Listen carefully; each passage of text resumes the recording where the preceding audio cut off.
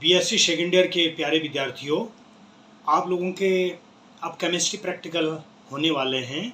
तो BSc second year में जो पीसीएम ग्रुप हों या जेडबीसी हों, किस तरीके से वो केमिस्ट्री प्रैक्टिकल उनको करना चाहिए और क्या क्या प्रैक्टिकल पूछे जाते हैं।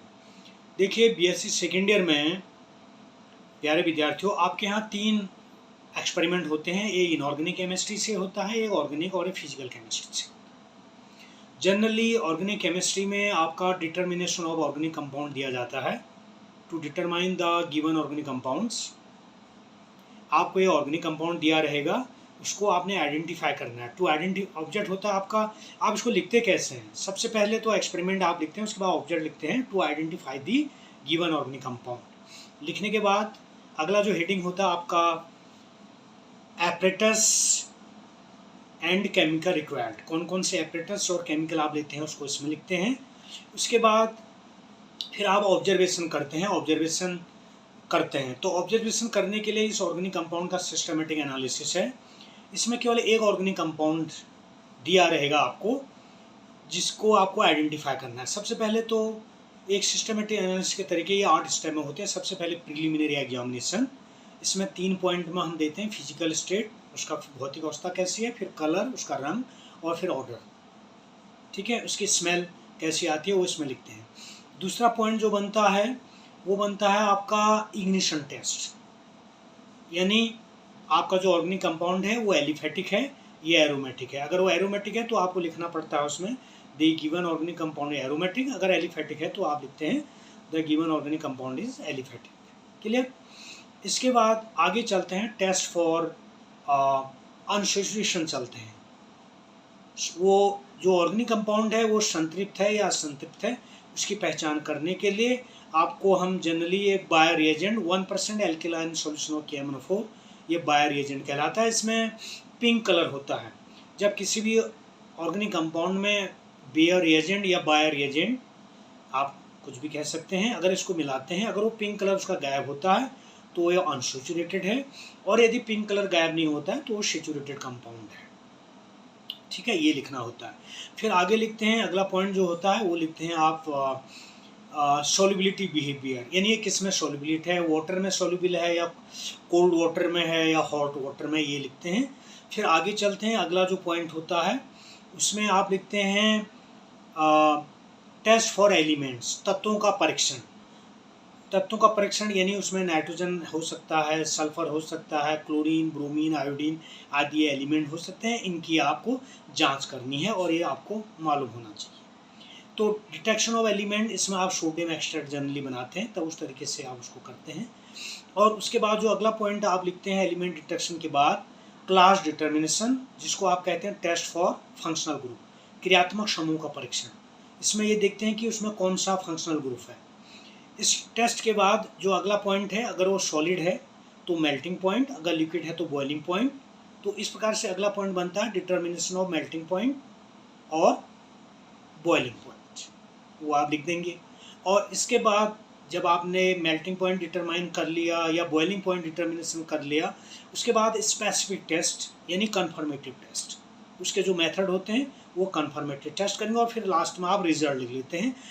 रिजल्ट में आप लिखते हैं the given organic compound is, कुछ भी है, अगर माना वो ऑक्जेलिक एसिड है तो आप लिख दें given organic compound oxalic acid, या given organic compound tartaric acid, या given organic compound urea, thiourea, जो भी कंपाउंड है, नेफ्थेलीन, बेंजोफिनोन, जो भी होता है उस कंपाउंड को लिख लेते हैं और उसका वहीं पर स्ट्रक्चर बना लेते हैं। स्ट्रक्चर मीन्स ऑक्जेलिक एसिड है तो उसका आप लिख लेंगे COH, single bond COH, water के 2 मॉलिक्यूल डॉट ट्वाइस H2, है ना।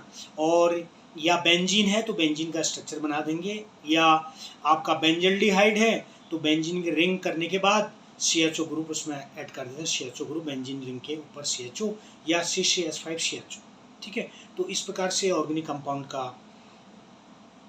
ये एक्सपेरिमेंट एक कंप्लीट हुआ ऑर्गेनिक से। अब आते हैं कि फिजिकल केमिस्ट्री से क्या एक्सपेरिमेंट। फिजिकल केमिस्ट्री से अब जैसे आपको कुछ भी दे दिया, आपको माना हीट ऑफ न्यूट्रलाइजेशन दे दिया, या आपको कंडक्टिविटी का दे दिया, या वॉल्यूमेट्री का दे दिया, ठीक है, कोई भी एक्सपेरिमेंट अगर आपको हीट ऑफ न्यूट्रलाइजेशन माना देना है तो सबसे पहले आप उसका ऑब्जेक्ट लिखते हैं, उसके बाद पेट्रोकेमिकल रिक्वायर्ड, उसके बाद प्रिंसिपल, उसकी जो रिएक्शन होती हैं एसिड और बेस के बीच में वो लिखते हैं, उसके बाद उसका ऑब्जर्वेशन में उसका सीधे ऑब्जर्वेशन क्या जो कोल्ड वाटर है उसका क्या मास है, क्या टेम्परेचर है, T1 M1 है ना, हॉट वाटर करते हैं क्या M2 T2 आदि, इस तरीके से ऑब्जर्वेशन, फिर कैलकुलेशन करते हैं, उसको आप कैलकुलेशन लिखते हैं। कैलकुलेशन के बाद आप फिर उसका रिजल्ट लिखते हैं, रिजल्ट में कि आपका जो हीट ऑफ न्यूट्रलाइजेशन आया उसमें कितना आया डेल्टा एच, उसकी यूनिट करके आप उसको लिख लेते हैं। तो इस प्रकार से ये आपका फिजिकल केमिस्ट्री का एक्सपेरिमेंट होता है।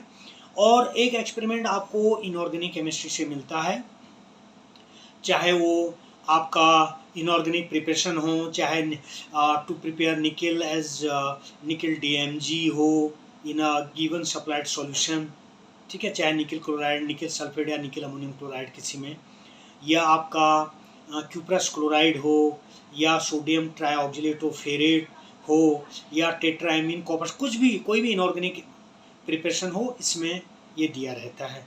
या आपका हार्डनेस ऑफ वाटर हो, तो ये तमाम कुछ भी हो सकता है। तो उसके लिए सबसे पहले आपको ऑब्जेक्ट लिखना होता है to determine the total hardness of given water, है ना, बाय कॉम्प्लेक्सोमेट्रिक मेथड, ये आपका ऑब्जेक्ट है। फिर एपरेटस और उसका क्या केमिकल्स होते हैं वो आप लिख लेते हैं। फिर आप उसका प्रिंसिपल लिखते हैं, प्रिंसिपल यानी थ्योरी आप लिखते हैं, उसमें रिएक्शन भी आ जाएगी। फिर आपका ऑब्जर्वेशन, आपकी जो ऑब्जर्वेशन होगी ऑब्जर्वेशन टेबल आप बनाएंगे और फिर कैलकुलेशन करेंगे।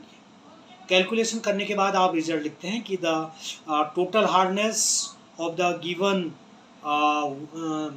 सप्लाइड सॉल्यूशन, है ना, या वाटर करके आप लिख सकते हैं, जो भी आता है उतना ppm करके आप वो पार्ट्स पर मिलियन, इतना आपका आंसर। तो इस प्रकार से 3 एक्सपेरिमेंट होते हैं बच्चों, इनऑर्गेनिक केमिस्ट्री से, ऑर्गेनिक केमिस्ट्री से, फिजिकल केमिस्ट्री से। ये केमिस्ट्री प्रैक्टिकल का रूल होता है कि एक प्रैक्टिकल इनऑर्गेनिक से हो, एक ऑर्गेनिक से हो, या फिजिकल केमिस्ट्री से हो। और फिर आपका एक वाइवा पूछा जाता है, जिसमें वाइवा जनरली जो एग्जामिनर होते हैं, एग्जामिनर साहब चाहे सर हो या मैम हो, ये कोशिश करते हैं कि जो आप प्रैक्टिकल करते हैं उसी से संबंधित पूछा जाए। अगर हार्डनेस ऑफ वाटर है तो उसका हार्डनेस ऑफ क्या हार्डनेस होती है, क्या टेम्प्रोरी हार्डनेस होती है, क्या परमानेंट हार्डनेस होती है, क्या कैल्शियम बाइकार्बोनेट होता है, क्या मैग्नीशियम बाइकार्बोनेट होता है, किसके कारण होती है, ये कैसे रिमूव होती है, इस प्रकार से आपसे पूछा जाए। ppm क्या होता है, पार्ट्स पर मिलियन, उसकी डेफिनेशन आप पूछ सकते हैं। क्लियर। तो इस प्रकार से आपका ये इसका वाइवा बनता है। इस प्रकार ऑर्गेनिक केमिस्ट्री में आपका वाइवा पूछा जा सकता है, जो आप ऑर्गेनिक कंपाउंड है क्या एरोमेटिक होते हैं, क्या एलिफेटिक होते हैं, क्या सेचुरेशन, क्या अनसेचुरेशन, है ना। आप जानते हैं if there is a double bond between carbon carbon, और if there is a triple bond between carbon carbon, this is called unsaturation, है ना, या अनसेचुरेटेड कंपाउंड। और if there is a single bond between carbon carbon carbohydrate, this is called saturated compound. ये definition होती है।